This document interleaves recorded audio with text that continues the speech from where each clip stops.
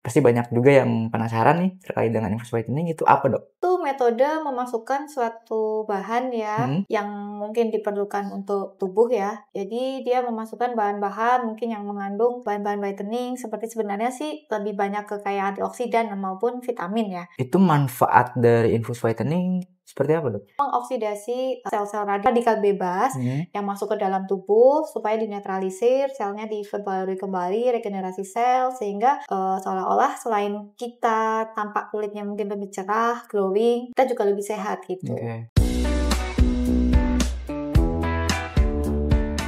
Halo Sobat Pandawa, kembali lagi dengan saya Aditya Ananda di podcast Tanya Dok. Di podcast ini kita akan membahas berbagai treatment, berbagai solusi, berbagai permasalahan terkait dengan penyakit kulit dan kelamin, kesehatan gigi dan mulut, dan juga estetika dan anti-aging. Dan di episode kali ini yang akan kita bahas yaitu terkait dengan estetika dan anti-aging, yang dimana spesifiknya adalah terkait dengan infus whitening. Seperti apa infus whitening dan manfaatnya bagaimana, yang cocok ke siapa, dan saya tentunya tidak akan sendirian membahas infus whitening. Saya akan ditemani oleh dokter kami, yaitu Dr. Dwi. Halo Dok. Halo. Kita lanjut lagi Dok. Iya. Ini terkait dengan infus whitening Dok. Yang ingin saya tanyakan, pasti banyak juga yang penasaran nih terkait dengan infus whitening itu apa Dok? Infus itu metode memasukkan suatu bahan ya, yang mungkin diperlukan untuk tubuh ya.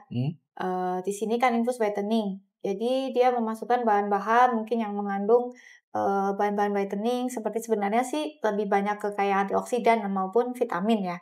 Biasanya seperti vitamin C atau gabungan dari vitamin C, glutathione, dan beberapa asam amino yang fungsinya sebenarnya bukan whiteningnya aja sih, lebih ke antioksidan yang lebih untuk menutrisi seluruh bagian tubuh kayak gitu.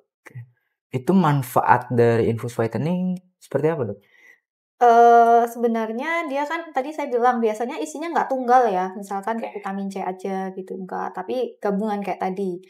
Dari vitamin C sendiri sebenarnya bukan kayak whitening yang terus satu kali suntik jadi putih, enggak.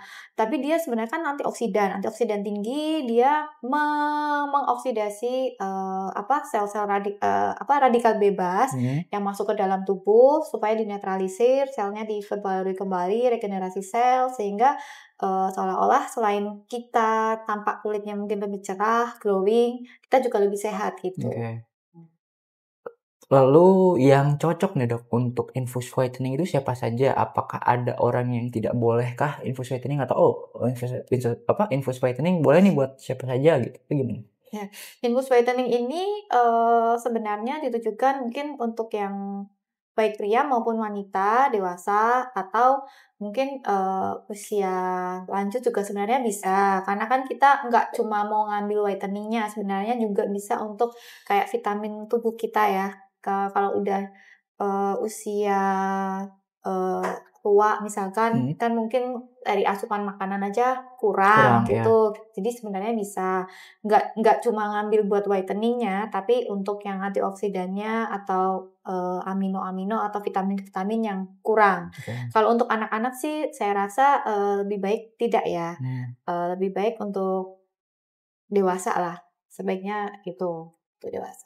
Lalu idealnya nih Dok, tadi kan kata dokter tidak langsung disuntik langsung putih nih ya. Nah idealnya supaya hasilnya maksimal tuh berapa kali Dok untuk infus whitening? Ya, biasanya sih kita bisa menyuntikkan itu setelah beberapa kali treatment mungkin baru kelihatan. Misalkan setelah 4-6 kali ya, dengan durasi misalkan 1 minggu 1 kali atau 2 minggu sekali, atau nanti kalau sudah tercapai misalnya 4-6 kali treatment, selanjutnya maintenance. Maintenance itu misalkan bisa sebulan sekali, seperti itu.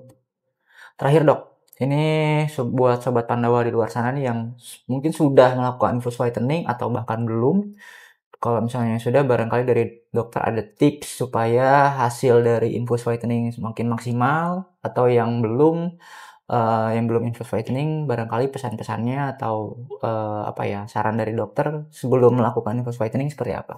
Gitu. Mungkin kalau yang udah melakukan infus whitening, infus ini kan hanya nutrisi dari dalam ya, tapi tetap dilakukan perawatan kulit lainnya. Kalau memang untuk hasilnya maksimal, misalkan untuk lebih glowingnya atau memperbaiki kulit yang misalkan tekstur yang nggak rata dan sebagainya. Mungkin treatment perawatan seperti microneedling atau penggunaan treatment skincare harian itu diperlukan. Nah, kemudian bagi yang belum, yang mungkin untuk yang pertama kali sebelum dilakukan itu biasanya kita konsultasi dulu, kemudian nanti kita akan melakukan pengajian apakah dia cocok untuk diberikan si infus itu. Karena misalkan maaf tadi mungkin ada kelewat ya, beberapa yang mungkin nggak bisa diberikan, misalkan orang yang punya riwayat alergi misalkan, biasanya kita mungkin teskan dulu ya, kita bisa teskan dulu dia alergi apa enggak. Rata-rata sih umumnya untuk vitamin-vitamin tidak terjadi alergi, tapi ya tidak menutup kemungkinan ada beberapa orang yang mungkin sensitif sekali bisa, seperti itu. Nah, mungkin atau penyakit-penyakit seperti kayak autoimun gitu mungkin Tidak kita disarankan. disarankan atau kita tunda dulu seperti itu. Cukup dok? Atau ada lagi? Cukup. Oke. Tadi sudah jelas sekali terkait dengan infus whitening dari mulai penjelasan sampai tips dan juga pesan-pesan dari dokter. Tapi dari Sobat Pandawa barangkali ada pertanyaan atau ingin sharing dan diskusi bisa di kolom komentar YouTube officialnya Klinik Utama Pandawa. Saya Aditya Ananda. Nah, saya Dr. Dwi Martina. Pamit undur diri, tapi jangan khawatir masih banyak episode-episode selanjutnya yang akan dibahas di podcast Tanya Dok. Makanya jangan lupa subscribe, like, komen, dan share supaya podcast Tanya Dok semakin oke dan juga YouTube official Klinik Utama Pandawa semakin oke juga. See you the next episode. Bye-bye.